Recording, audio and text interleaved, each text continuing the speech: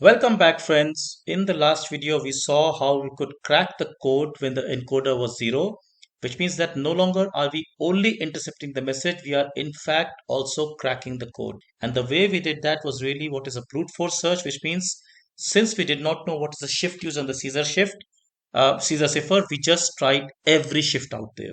And eventually, one of them gave us success because we knew the first six characters were indeed Python. Let's see that back in the code again. Remember, we did every shift, and in this case, we saw at certain point this particular condition came true, which is message decoded. First six characters were Python. Right now, let's run this again. Perhaps it will happen. This time it happened three times itself. Secret code has been cracked.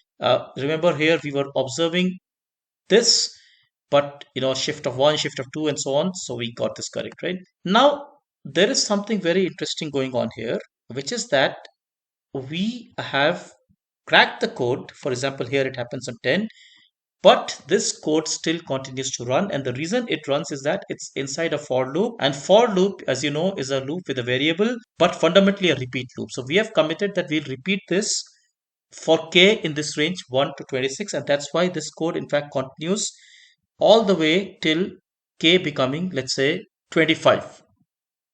Now, if I run this again, for example, again k runs until 25, but I actually cracked the code on 23. But this is very strange because once the code has been cracked, there is really no logic for us, at least in the simple situation that we are in, to continue to run the Caesar cipher, right? Because once it's been cracked, it's been cracked. There's no more to be decoded. Now, it makes no sense for us to continue in this loop, which means that we should, in fact, ideally break out of this loop because the code really has been cracked. And it turns out that there's a statement in Python called the break statement, which if we use, it's very, very interesting statement.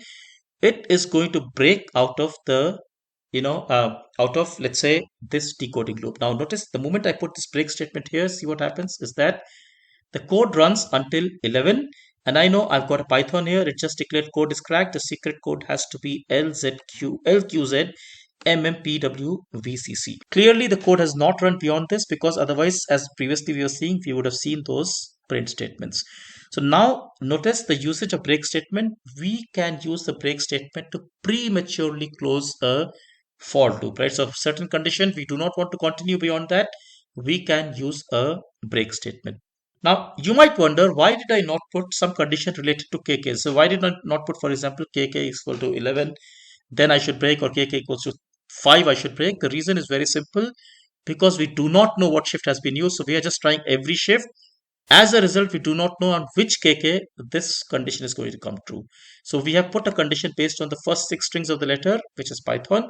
And indeed, if you keep running again and again, sometimes it breaks on 12, this time break on 24. Sometimes it might break really fast, right? Sometimes this time 9, again 13, 15. Let's just try it a few more times. This is 12. If we are lucky, sometimes it might even break, let's say, in 5 times or something like that, right? Just that I am running it again and again. This time it ran all the way till 25, and then it broke, right?